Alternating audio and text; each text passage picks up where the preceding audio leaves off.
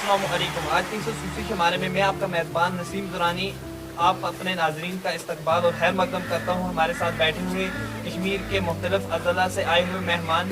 आज हम इस प्रोग्राम में बदलते नए कश्मीर के मतलब गुफ्तगू करेंगे कि दफ़ा 370 की मनसूखी के बाद कश्मीर में अमन और तरक्की का दौर कैसे शुरू हुआ, कश्मीर के नौजवान देश की तरक्की में कैसे हिस्सा ले रहे हैं। जब से जम्मू कश्मीर में खासकर मरकज़ में बात करूं, सरकार बनी है, डेवलपमेंट हुई है। जो पिछली सरकारें थी उन्होंने वोट बैंक के जरिए वादे किए कि हम ये करेंगे वो करेंगे। फिर हमारे जब जम्मू कश्मीर में गवर्नर इंतज़ामिया आई तो वो काम जो 70 सालों में नहीं हुए वो 6 महीने में हुए। मैं इसके लिए मुबारकबाद देता हूँ अपनी सरकार को। आज हाल ही में जो DDC इंतखाबात हुए हैं उसमें क्या बात हुई है, सबसे बड़ी बात जो है लोगों ने जमहूरियत के लिए वोट दिया है, लोगों ने हिंदुस्तान के लिए वोट दिया, तरक्की के लिए वोट दिया। पहली बार ऐसा देखा गया है 2020-2021 का जो 2020 में बजट निर्मला सीतारमण जो फाइनेंस मिनिस्टर थी उनने 1,01,00,000 का बजट जो कश्मीर के लिए दिया गया था। पहली बार ऐसा हाई बजट जो था वो कश्मीर यूटी के लिए युवा इस बात से खुश है। यहाँ पे 2 एम्स कॉलेज दी गई।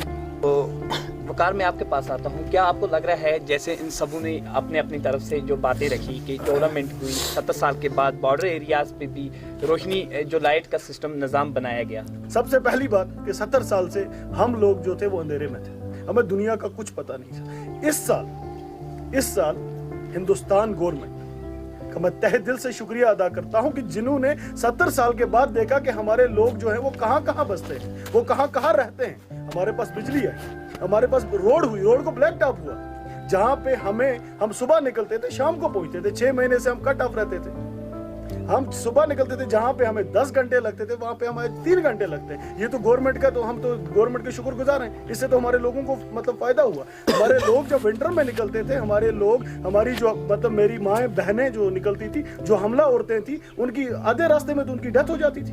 मैं ये आपसे कहना चाहूँगा कि जब से हमारा जम्मू कश्मीर केंद्र शासित प्रदेश बना हुआ है तब से यहाँ पे जो इंफ्रास्ट्रक्चर्स के काम थे उनकी स्पीड जो है इंक्रीज हुई है।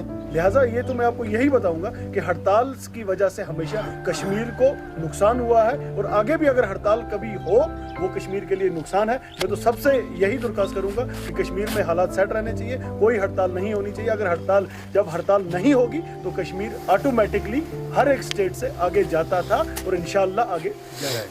370 हटा तो अभी कहीं प्रोटेस्ट नहीं हो रहा है। पिछले आप देख रहे हैं जब से गवर्नर राज यहाँ पे लागू किया गया तब से कोई स्टोन पल्टिंग नहीं हो रही है, कोई हड़ताल नहीं हो रहा है। आर्टिकल रिमूव हो गया, अब गरीब लोग को अपना हक मिल रहा है और उम्मीद कर रहे हैं हम सेंट्रल मर्कज़ सरकार से कि आइंदा भी ऐसे अच्छे डेवलपमेंट के काम करें।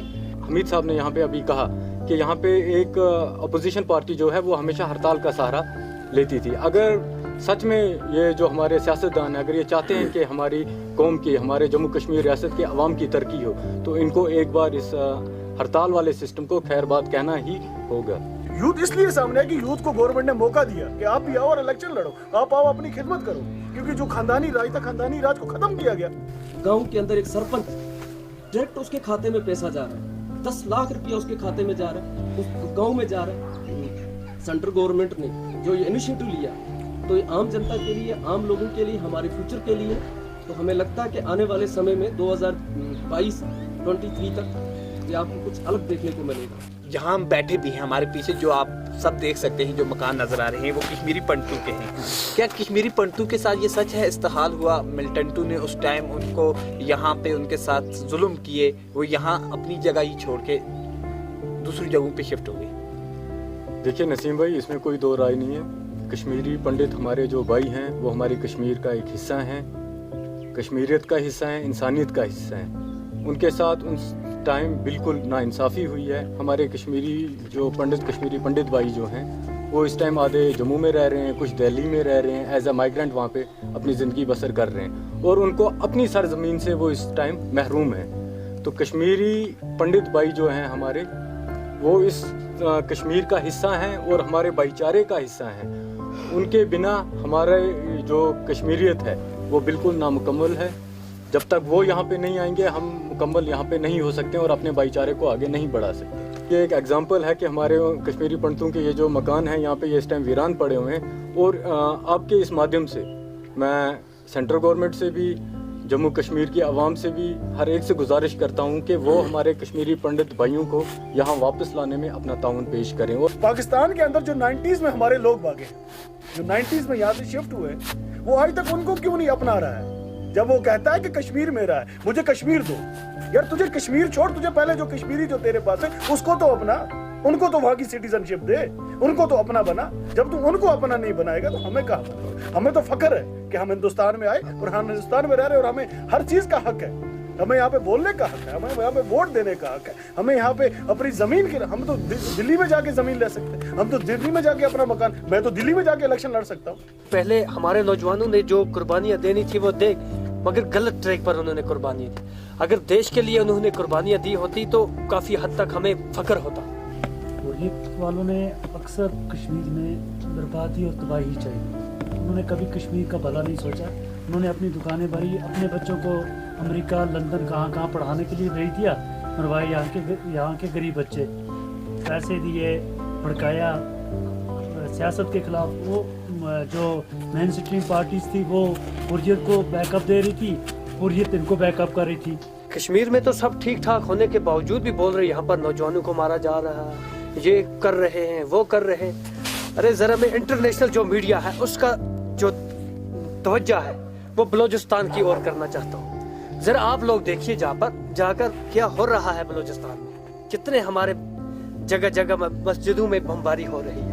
ये इधर से जाकर हिंदुस्तान तो नहीं करवा रहा है। ये सब बहुत बड़ी चाल है इन लोगों की।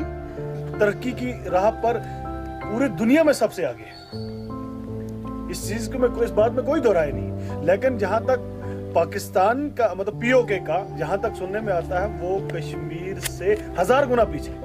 पाकिस्तान का जो मुल्क चलता है ना वो पाकिस्तान आर्मी पे ही तो चलता है। पाकिस्तान का जो पीएम बना कौन बनाता है? ये तो सभी इस दुनिया इस चीज से वाकिफ है ना। पाकिस्तान का कोई भी चीज जो होती है वो एजेंसीज बनाती है। देखिए ये बात सच है, दुनिया इस चीज की वाकिफ है कि चाइना के अंदर मुसलमानों के ऊपर जुल्म किया जा रहा है, मुसलमानों को नमाज पढ़ने से रोका जा रहा है, मुसलमान नमाज नहीं पढ़ सकते, मुसलमान मस्जिद में नहीं जा सकते, मुसलमान रोजा नहीं रख सकता, मुसलमान अपने वो क्या बोलते जो हमारे कल्चर में होता है, जो हमारी माएँ बहनें दुपट्टा लेके चल सकती हिजाब नहीं कर सकते। मुसलमान जो अपने जिस रास्ते पे, जैसे हम हिंदुस्तान में रहते हैं तो हमें पूरा हक है, हम मस्जिद में नमाज पढ़ेंगे, हमें कोई हिंदू भाई नहीं रोक सकता।